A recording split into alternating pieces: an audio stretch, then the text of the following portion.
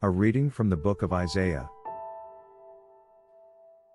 On this mountain the Lord of hosts will make for all peoples a feast of rich food, a feast of well-aged wines, of rich food filled with marrow, of well-aged wine strained clear.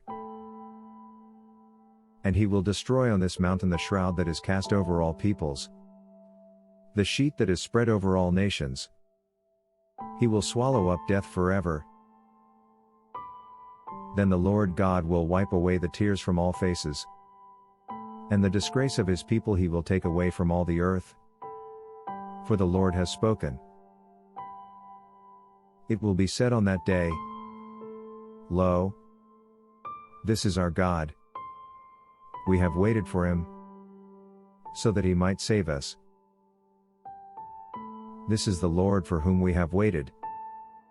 Let us be glad and rejoice in his salvation. This is the word of God. Thanks be to God. A reading from the Holy Gospel according to Apostle Matthew.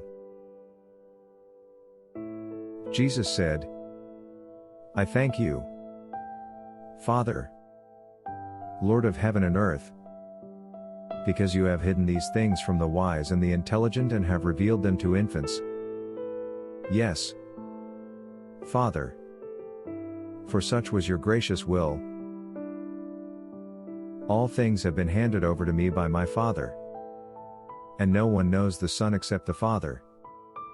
And no one knows the Father except the Son and anyone to whom the Son chooses to reveal him. Come to me, all you that are weary and are carrying heavy burdens, and I will give you rest. Take my yoke upon you, and learn from me, for I am gentle and humble in heart, and you will find rest for your souls. For my yoke is easy, and my burden is light. The Gospel of the Lord.